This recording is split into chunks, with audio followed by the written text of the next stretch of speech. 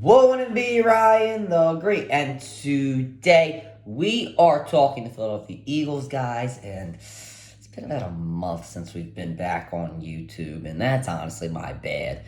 Um, just busy stuff going around, and I honestly, I checked about a week ago, when was the last time I posted, and I was like, oh my god, it's been like a month, and I was so disappointed in myself. Um, and yeah, that really got at me. So I do apologize for that, but we're back. Probably this way for the foreseeable future. I know we were on StreamYard filming our videos, but we might be on this way for the foreseeable future. Just going back to how it was, just a little bit easier for me. And yeah, we're going to be breaking down the game that the Eagles had the other day against the Cincinnati Bengals. They overcame the Bengals 34-27, where Tanner McKee did show out 20 for 25. 252 yards, 2 touchdown passes, a quarterback rating of 135.3. Let me break it down the rest of the team and what I thought, about them. And yeah, let's just get right into it. But before we get right into it, guys, make sure to subscribe with your post notifications on. Go subscribe to my Barlow blogs. Make sure you guys go subscribe to my second channel at Ryan the Comeback Great. Make sure you guys go follow me on XRTG. Make sure you guys go follow me on TikTok at RTG. Make sure you guys go listen to the latest edition of the CR7 podcast. Make sure you guys go follow me on Instagram at Ryan Sully Sports Media. And without further ado, ladies and gentlemen, let's get right into the video. So starting off with the we're only going over the Philadelphia Eagles, but with the Philadelphia Eagles, Tanner McKee. I thought this was a very solid game for Tanner McKee. He played lights out, honestly. Most of his passes, very accurate, cool in the pocket. His footwork was incredible. All of his throwing mechanics were really, really good. Really nothing to criticize Tanner McKee for. I get he was playing against the second-string defense in the Cincinnati Bengals, and obviously the first-string defense for the Cincinnati Bengals is nothing to write home about. But, when you're looking at Tanner McKee right now, he's obviously going to be the backup. And, it looks like he can come into a game and play decently well. So I'm pretty happy with the way Tanner McKee played. He was sneaky athletic in this game. He was able to get out of the pocket a few times. Obviously, as I mentioned earlier, his quarterback rating incredible, 135.3. Very happy in Tanner McKee's performance in this game. Really nothing to criticize him about. Will Shipley, very, very good. He hit the holes really, really well. I was very happy with Tyler Steen in this game, but we'll get into the offensive line in a bit, specifically Tyler Steen. I thought Shipley hit the holes really well. He was able to let guys block. He was able to let guys block for him, utilizing those to his advantage. So I thought Will Shipley had a really great game. Obviously, we knew what he could do last season. With the Eagles, obviously had a couple of snaps throughout different games, most notably the Washington game, the NFC Championship game, had a really long run. But, an average of 6.9 yards a carry. A very good game for Will Shipley. He obviously only played a couple of drives, but I was very happy with what he did. A.J. Dillon, kind of disappointed in his game. He did average 5.4 yards per carry, 5 carries on 27 yards, but I was kind of disappointed on what he did. It didn't really seem like he made much of an impact in this game. I don't know how much the Eagles are going to utilize him during the season. I would say primarily on the goal line, just because, Will Shipley's there, and I think Will Shipley, as of now, is the better back. And if you guys have been consistently watching the channel, you would know that I've always said that, power backs are kind of going out while running backs who can actually catch the ball, and more like mobile running backs, they're more in today's NFL. Speaking of, actually, I forgot to talk about the quarterbacks.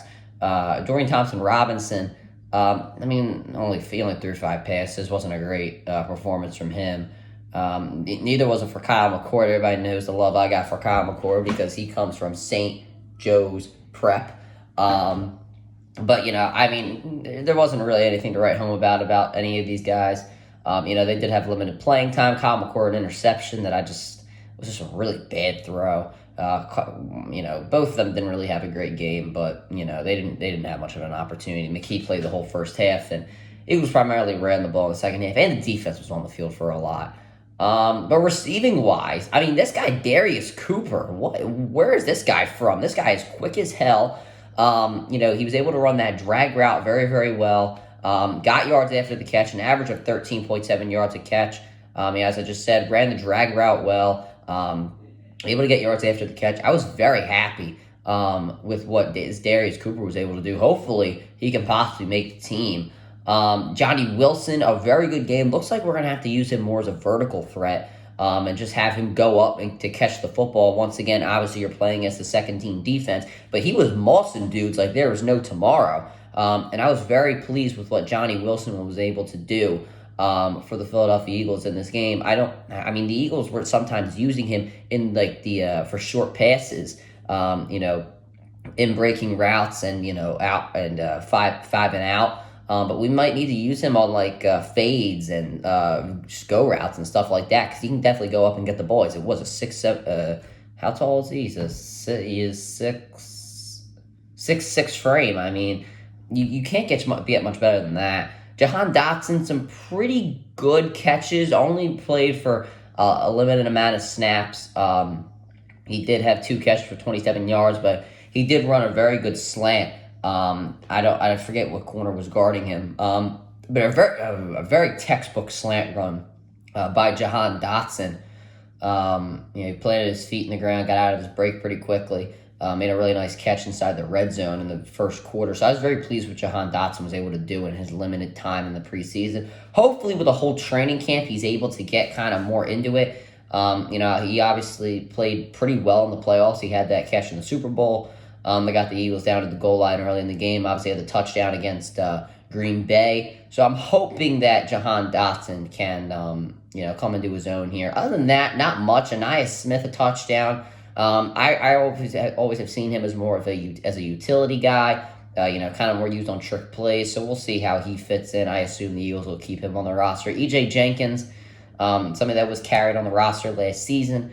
2 catches, 20 yards. Kyle Granson, the Eagles looking to have guys fight for that third tight end spot behind Grant Calcaterra, who dropped the pass in the game. So I wasn't happy to see that, but he didn't have much playing time in this one. So yeah, we'll see how that all goes. Other than that, we can go to the defense. A lot of dropped interceptions in this game. I was not very happy to see that. Obviously, Jahad Campbell had dropped interception. Very disappointed in that. But if I'm being honest with you, it doesn't really matter that much to me. Campbell is just coming off an injury. He wasn't really too involved in every single play. I thought that went more to Jeremiah Trotter Jr. Now, obviously, I'm going to be a little biased towards Trotter just because he is from St. Joe's Prep. His brother, Hosea, absolutely jacked his transfer to Missouri after being the Big 12 Freshman of the Year, Defensive Freshman of the Year at West Virginia, but that's a different story for another day. Jeremiah, pretty good game. A quarterback hit, 6 total tackles. Very happy with what he was able to do in this game. Really loved that. Not much pressure, though, in this game from the Philadelphia Eagles. Only 1 sack total, and that was from Big Ty Robinson. So the Eagles, a team that lost a lot of pass rush this offseason, needing those, needing the depth at that position, doesn't really seem to be there. So, I've always been and we just traded away Thomas Booker. So I was very concerned about trading away Thomas Booker. Now I feel like my concerns are starting to be a little elevated because we did not have a great game when it came to pass rushing. And as we know, the Bengals' offensive line has been one of the worst offensive lines in the past couple of seasons. So not very happy with how that turned out. But other than that, really nothing much else to say. Ringo did not have a great game against Jamar Chase. I mean, he was just getting absolutely cooked. The tackling was not good from them. I was not happy with this. Listen, it's Jamar Chase. Obviously, when the season comes around, Ringo or Adoree Jackson will not be guarding Jamar Chase, but we need an outside corner. And if when we have to go up with a team like the Dallas Cowboys, who have 2 good wide receivers, the Commanders as well, I don't know, depending on whether McLaurin stays, but I think he will. There are lots of teams with two good wide receivers. The Tampa Bay Buccaneers, another example, team that we have problems against. We need to get this second string corner spot filled out because, if we're getting cooked on every single play, it's not looking good. I mean, Chase was just bringing their fundamentals did not look that great. It looked like they got so worried. Chase had that one move where he ran all the way to the end zone. I do love that stop and go move though by Jamar Chase. Very very good there. But yeah, it was just not a good game for those guys. And once again, they're not going to be guarding Jamar Chase, but I need to see a little something to not make me completely, be a Debbie Downer about it. If you know what I'm trying to say. Sidney Brown did get injured in this game. I don't know why he put his head down to tackle. That's not the way you tackle. I honestly hated that more than I hate ankle diving. That was a disgrace. I mean, he fully put his head down, and he just rammed this dude and hurt his shoulder. I don't know what he was thinking. But yeah, I was not happy with the way Sidney Brown did that. Patrick Johnson, though, with an interception in that game, I was very happy to see that. So good for Patrick Johnson on the tip pass. I mean, yeah, overall, it was a pretty good game. The Eagles obviously got the win. Defensively, I think there are things to work on. Once again, very disappointed in the secondary in this game. The second corner spot didn't even really give me much hope at all. But once again, the Eagles got the win. I'm not going to be Debbie Downer about it. We did see some, a good game from Will Shipley. Saw some, I guess you could say, breakout stars. Somebody like Darius Cooper. Somebody to, put some stock into. Tanner McKee, just in case Hurts gets injured.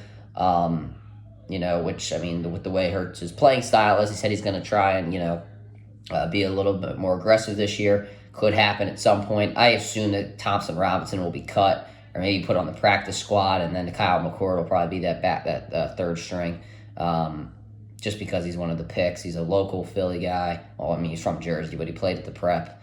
I assume that he stays with the Eagles. But yeah, that'll do for this video, guys. Make sure you subscribe with your post notifications on. Go subscribe to my brother Linear Vlogs. Make sure you go subscribe to my second channel at Ryan the Combat Great. Make sure you guys go follow me at XRTG. Make sure you guys go follow me on TikTok at RTG. Make sure you guys, go listen to the latest edition of the CR7 podcast. And make sure you guys go follow me on Instagram at Ryan Sully Sports Media. And as always, Ryan the Great out. Peace.